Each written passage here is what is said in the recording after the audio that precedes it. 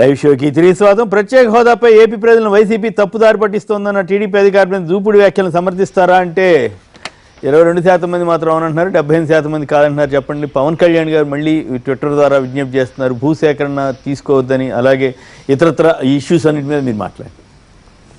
ఇప్పుడు వాస్తవం చెప్పుకోవాలంటే తెలుగుదేశం పార్టీలోనే ఒక కన్ఫ్యూజన్ ఉంది. తెలుగుదేశం పార్టీ నాయకులే రోజుకో ప్రకటన చేస్తున్నారు. కేంద్ర మంత్రులేమో ప్రత్యేక ప్యాకేజీ సరిపోద్ది, ప్రత్యేక హోదా రాదు అని డైరెక్ట్గా సుజనా చౌదరి గారు కానీ ఎంపీ గోకుల గంగరాజు గారు అని ప్రత్యక్షంగా మాట్లాడుతున్నారు. వీళ్ళు ముఖ్యమంత్రి గారే మళ్ళీ సుజనా చౌదరి గారికి ఏం తెలియదు, నేను చెప్తున్నాను ప్రత్యేక హోదా వస్తుందని ముఖ్యమంత్రి చెప్తున్నారు. నిన్న వారి క్యాబినెట్ మంత్రి బొజ్జల గోపాలకృష్ణ రెడ్డి గారు ప్రత్యేక హోదా సరిపోద్ది, ప్రత్యేక ప్యాకేజ్ సరిపోద్దని నిన్న బొజ్జల గోపాలకృష్ణ మాట్లాడు. అంటే ప్రత్యేక హోదా మీద తెలుగుదేశం పార్టీలోనే ఒక కన్ఫ్యూజన్ ఉంది. ఇంకో విషయం ఏంటంటే ప్రతిపక్ష నాయకుడిగా జగన్మోహన్ రెడ్డి గారు కేంద్ర ప్రభుత్వానికి ప్రధాని మోడీ గారికి లేఖ రాశారు ప్రత్యేక హోదా మీద, మాకు ప్రత్యేక హోదా కావాలి.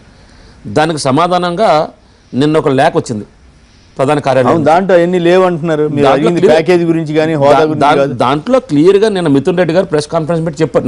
నేను టీవీలో ఇస్తాను.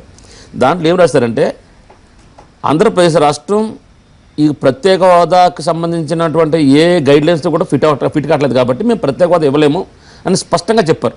అంటే ఈ సమాచారం ముఖ్యమంత్రి గారికి కూడా వచ్చి ఉంటుంది, వారు పార్లమెంట్ సభ్యులు కేంద్ర ప్రతి ఒక్కరికి వచ్చి ఉంటుంది. దీంట్లో ప్రతి ఒక్కరు తెలుసు. కానీ ప్రజలను మోసం చేయడానికి, ప్రజలు మభ్య పెట్టడం కోసమే ఈ ప్రత్యేక హోదా వస్తుంది. నిన్న ముఖ్యమంత్రి గారు వారి యొక్క పత్రం మీద పత్రం రిలీజ్ చేస్తూ ప్రత్యేక హోదా ఒకటే సరిపోదు అంటే కేవలం ప్రజలను మేనేజ్ చేయడానికి వాళ్ళు ప్రయత్నిస్తున్నారు, ప్రజల్లో కన్ఫ్యూజ్ క్రియేట్ చేయడానికి. అంటే ప్రత్యేక హోదా ఒక్కదాని వల్ల అయిపోద్దా, వాళ్ళ ప్రత్యేక హోదా మీద మనం డిమాండ్ ఒక ప్రత్యేక హోదా ఇచ్చేసి మిగిలింది వాళ్ళు మానేస్తారేమో. అంటే ప్రత్యేక హోదా గురించి ఎవరో మాట్లాడడానికి సాధించట్లేదు. ముఖ్యమంత్రి గారు కూడా స్పష్టంగా మోడీ గారు ఏం చెప్పారు, ఈవేళ వాళ్ళ యొక్క మిత్రపక్షం కేంద్రంలో ఉంది. గతంలో వీరు అంటే అంత అవగాహన లేకుండా పార్లమెంట్ 5 సంవత్సరాలు కాదు 10 సంవత్సరాలు ఇవ్వండి అని చెప్పి మన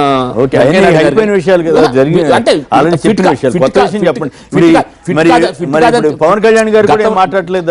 గతంలో కూడా కేంద్ర మంత్రిగా వెంకయ్యనాయుడు గారు పనిచేశారు, గతంలో కూడా కేంద్ర మంత్రిగా జైట్లీ గారు పనిచేశారు. అంటే ప్రత్యేక హోదాకి ఆంధ్రప్రదేశ్ ఫిట్ అవుద్ది లేదన్నది ఆనాడు వాళ్ళకి తెలియదా?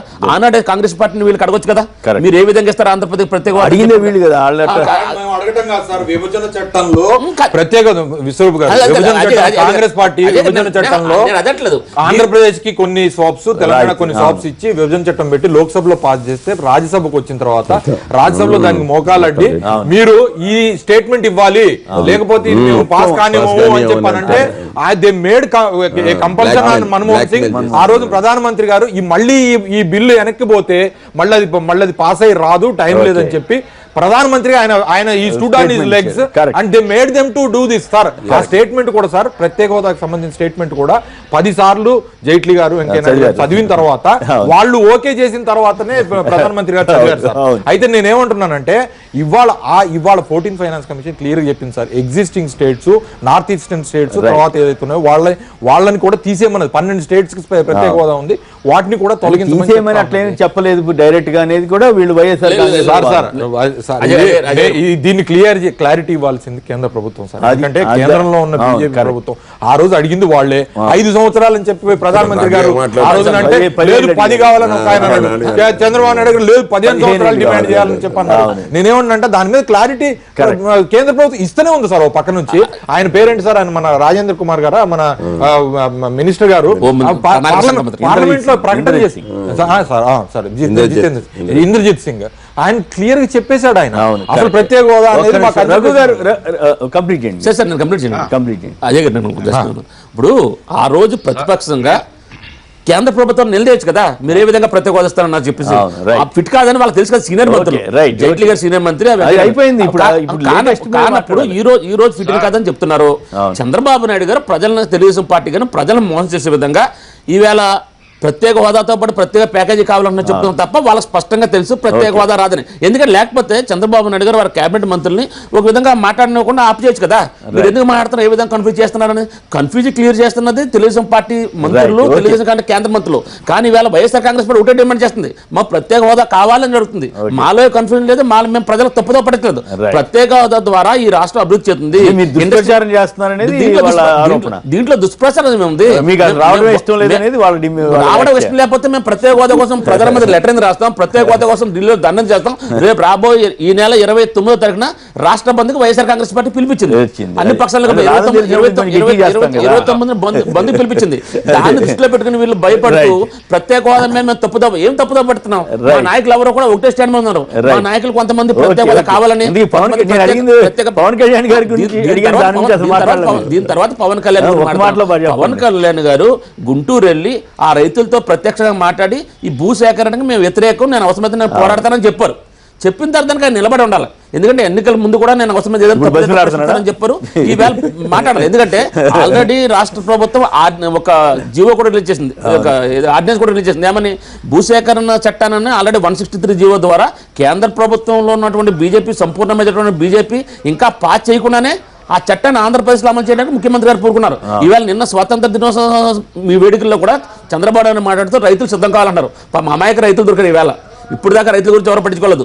భూసేకరణ కోసం రైతులు మాకు ఇవ్వండి, మేము మిమ్మల్ని గౌరవిస్తామన్నారు. వాళ్ళని ఏం గౌరవిస్తారో మాకు అర్థం కావట్లేదు. రైతుల యొక్క భూమి తీసుకోవడానికి తెలుగుదేశం ప్రభుత్వం పూర్తి సిద్ధంగా ఉంది.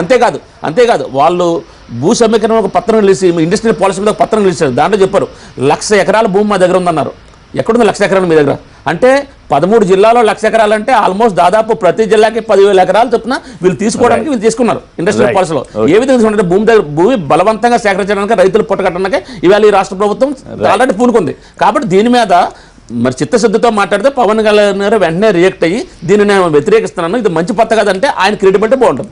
అంతేగాని ట్విట్టర్ ద్వారా బతిమాలడం ద్వారా ఈ సమస్య పరిష్కారం అవుతుంటే పోరాటం నుంచి బతిమాటకు వచ్చారు. రైట్, రఘు గారు చెప్పండి. ఈ మధ్య సుజనా చౌదరి గారు వాళ్ళేమో బీజేపీ ప్రభుత్వం బాగానే డబ్బులు ఇచ్చింది, 8,000 కోట్లు ఇచ్చిందని మాబోడు వాళ్ళని కూడా అనుకున్నాం. కానీ వాళ్ళు ఒక ప్రధాన పత్రిక ఏమి ఇవ్వలేదు పెద్ద అని రాసింది. దీని మీద మరి నిజంగానే ఒక పక్క ప్రత్యేక హోదా రాక నిజంగానే ఆ పత్రిక చెప్పినట్టు డబ్బులే రాలేదనుకోండి, ఏపీకి అన్యాయం చేసినట్లు అవుతుందిగా. ఏది వాస్తవం, ఏది అవాస్తవం? రాజకీయాల ఆధారంగానే మొత్తం కథలు నడుస్తున్నాయా లేదా ఏమిటి వాస్తవం ఏంటి? రఘు గారు ఒక్క విషయం స్పష్టంగా చెప్పదలుచుకున్నాను. విశ్వరూప్ గారు ఇందాక మాట్లాడుతూ వెంకయ్యనాయుడు గారు, అరుణ్ జైట్లీ గారు ఆ రోజు 5 సంవత్సరాలు కాదు 10 సంవత్సరాలు ప్రత్యేక హోదా కావాలని అడిగారని చెప్తున్నారు. ఎస్, అడిగాం. మీరంతా పారిపోయినారు. ఆ రోజు మీరెవ్వరూ మాట్లాడలేదు. ఆఖరి బాగుందని మీ ముఖ్యమంత్రి, మీరు మంత్రిగా ఉన్నారు, విశ్వరూప్ గారు మీరు మంత్రిగా ఉన్నారు ఆ టైంలో గత ప్రభుత్వంలో. మీరెవ్వరూ జగన్మోహన్ రెడ్డి ఏమో మేము సమైక్యంగా ఉంచుతాము,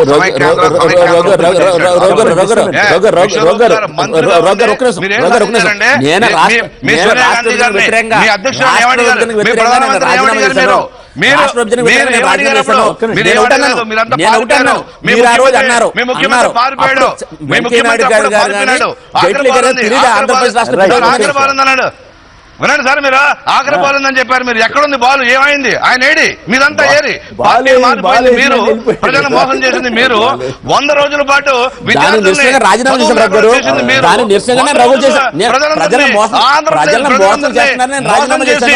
ఆంధ్రప్రదేశ్ ప్రజలందరూ మోసం చేసి రోడ్డు మీద ఏ సాధించలేకపోయారు. ఒకే ఒక పార్టీ బీజేపీ ఒకటే అడగగలిగింది. ఏమైనా బీజేపీ ఈ విభజన తప్పదని చెప్పింది, కావాలని చెప్పింది.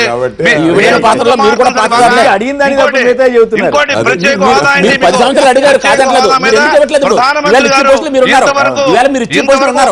మాట్లాడలేదు. కేంద్ర ప్రభుత్వం అఫీషియల్ గా ఇంతవరకు చెప్పలేదు. కంగారు పడద్దు. రఘు గారు అడిగితే ఏంటి ఉపయోగం? ఇప్పుడు ఇవ్వాలి కదా కావాల్సింది. డబ్బులు ఇస్తున్నారా లేదా? ఇప్పుడు అప్పుడు వాళ్ళు మోసం చేశారు కాబట్టి ఇప్పుడు మీకు హక్కు వచ్చేసిందా మోసం చేయడానికి? మోసం చేసింది మీరు. కాంగ్రెస్ పార్టీ మాకు ఎందుకు కాబట్టి ఆంధ్రప్రదేశ్ రావద్దు. ప్రతిపక్షంలో ఉండి మీరు మాట్లాడుతూ మళ్ళీ ఇలా పాలక పక్షంలో వచ్చి దాన్ని మర్చిపోతే ఎవరు మోసం చేసినట్టండి చేశారు కాబట్టి ఆంధ్రప్రదేశ్లో ఒక్క సోమవారం కాంగ్రెస్ పార్టీ వాళ్ళ పవర్ లేరు అయిపోయింది.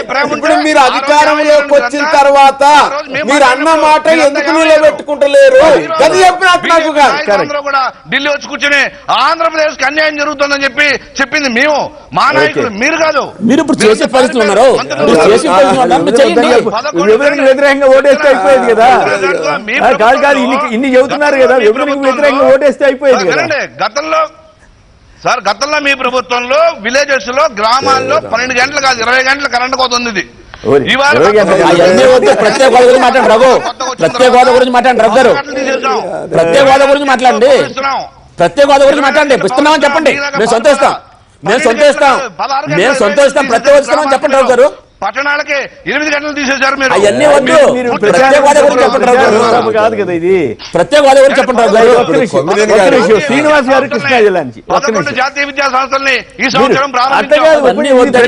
ప్రత్యేక హోదా గురించి చెప్పండి రఘు గారు. ఏ రాష్ట్రానికి కూడా అడిగింది ఒకటి, మీరు చెప్పేది ఒకటి. ఎన్నికల ప్రచార సభ కాదు కదా ఇది. స్పెసిఫిక్ గా మాట్లాడాలి. మనకున్నది 2 నిమిషాలే చెప్పొచ్చు కానీ మరి ఎన్నికల ప్రచారం లెక్క చేస్తే ఎట్లా? పోలవరాన్ని 16,000 కోట్ల రూపాయలు పోలవరానికి మిగులు ఏదైతే చేయాలో అంత ఈ కేంద్ర ప్రభుత్వం ఇస్తానని చెప్పింది. ఆల్రెడీ 11 విద్యా సంస్థలే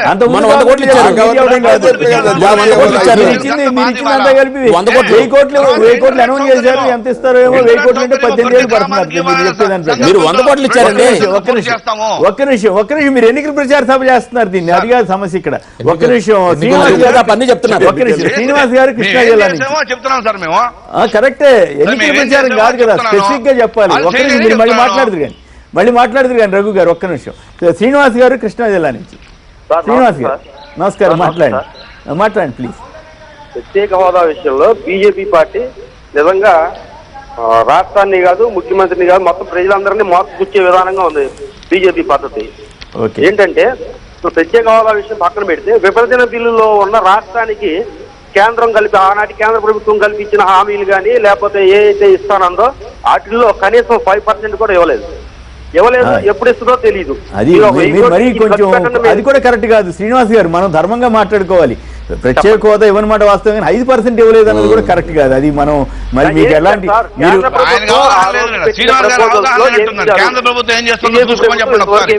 అంటే అట్లా కాదు రఘు గారు. ఇవాళ ఒక పెద్ద పేపర్ లో అసలు మీరు ఇచ్చిందే చాలా ఏమంటారు విసిరినట్టు ఇచ్చారు అని చెప్పేసి, చాలా తక్కువగా ఇచ్చారనేటువంటి బ్యానర్ కథనాన్ని ఇచ్చినప్పుడు సహజంగానే జనంలో కూడా అనుమానాలు వస్తాయి కదా.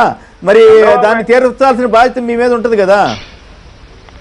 చంద్రబాబు నాయుడు గారు 5 లక్షల కోట్లు అడిగారు. ఇప్పుడు చంద్రబాబు నాయుడు గారు 5 లక్షల కోట్లు అడిగితే బీజేపీ ప్రభుత్వం ఇచ్చింది 10-11 కోట్లు సుమారుగా ఉంది. అంటే 5 లక్షల కోట్లు ఇస్తారా ఎవరన్నా? 5 లక్షల కోట్లు రాష్ట్రానికి ఇస్తే గ్రేట్.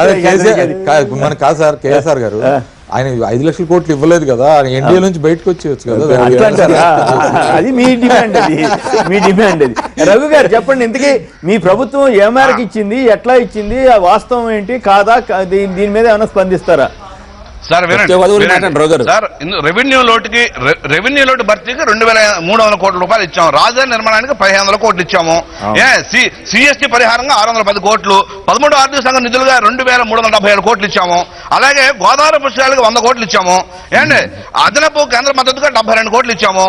ఏమండి స్మాల్ సేవింగ్ ఫండ్ కింద 549 కోట్లు ఇచ్చాము. మొత్తం 8,106 కోట్ల రూపాయలు ఇచ్చాము. అది కాకుండా 11 కేంద్ర ప్రభుత్వ ఉన్నత విద్యా మండలిని ఈ సంవత్సరం ప్రారంభించాము. ఉచిత విద్యుత్ని 24/7 సరఫరా చేస్తున్నాము. అదేవిధంగా ఇంటర్నెట్ సౌకర్యం కోసము మొత్తం టోటల్ గా స్మార్ట్ సిటీని వినండి, స్మార్ట్ సిటీని విశాఖపట్నంగా అమెరికా సహకారాన్ని విశాఖపట్నం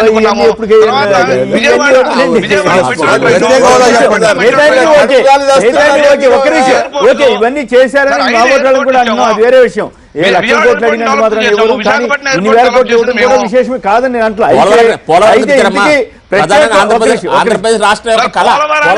మిగతా డబ్బు కేంద్ర ప్రభుత్వం ఇస్తుందండి. అసలు ప్రత్యేక రెండు ప్రధాన అంశాలు అసలు విషయం చెప్పండి. ప్రత్యేక హోదా మీద వాళ్ళు మోసం చేశారు, ఇప్పుడు మేము కూడా మోసం చేస్తామని మీరు చెప్పదలిచారా? లేదు వాళ్ళు ఊరికే అన్నారు, మేము కూడా ఊరికే అనబోతున్నామని చెప్పబోతున్నారా? అది తప్ప అన్ని చెప్తున్నారేంటి మీరు? అది కూడా చెప్పండి. దీని మీద త్వరలో క్లారిటీ రాబోతుంది, కంగారు పడద్దు ఎవరు కూడా. ఆంధ్రప్రదేశ్ ప్రజల్ని బీజేపీ ఎప్పుడు మోసం చేయదు. ఉన్నది ఏదైతే విభజన బిల్లు అంశాల కన్నా ఎక్కువ చేయడానికి బీజేపీ సిద్ధంగా ఉంది, చేస్తోంది కూడా. నెంబర్ 1.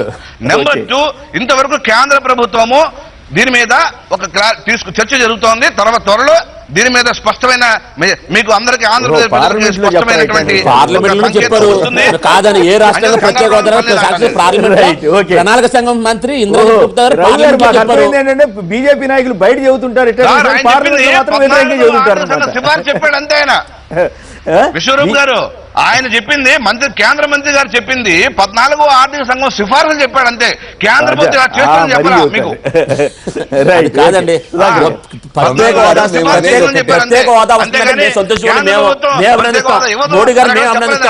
మోడీ గారు మేము అభినందిస్తాం, ఆంధ్రప్రదేశ్ రాష్ట్ర ప్రతి ఒక్కరు కూడా అభినందిస్తారు. ప్రత్యేక హోదా ఇవ్వండి. ఒక్క మాట, ఇవి పవన్ కళ్యాణ్ గారు మరొకసారి రిక్వెస్ట్ చేశారు. ఈ భూసేకరణ మీద మీ అభిప్రాయం ఏమైనా ఉందా? మీకు ఏమైనా అభిప్రాయం ఉందా? దాని మీద మాట్లాడదాం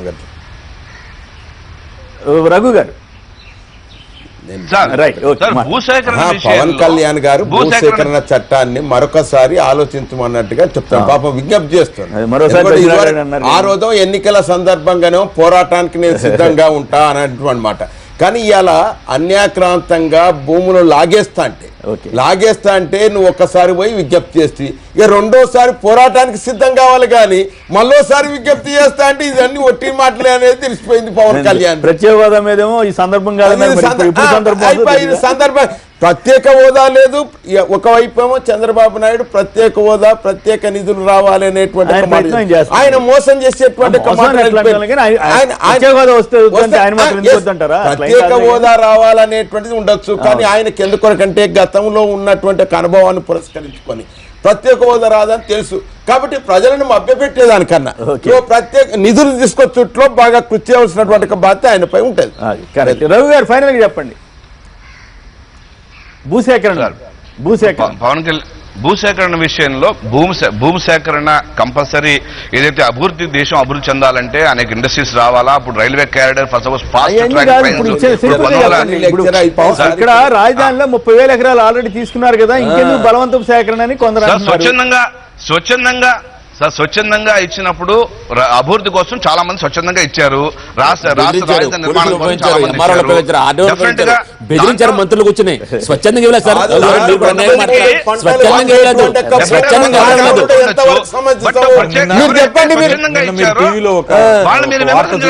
స్వచ్ఛందంగా ఇవ్వలేదు రఘు గారు, స్వచ్ఛందంగా ఇవ్వలేదు. నిన్న టీవీలో మీరు ఒక వార్త చూసుంటారు, కూరగాయల ప్రజలకు నిరసన కార్యక్రమం అక్కడ పండుతున్నాయా లేవా రైతులకి? స్వచ్ఛందంగా ఎక్కడిస్తున్నారు సార్? ఇంకా పంటలు వేసుకొని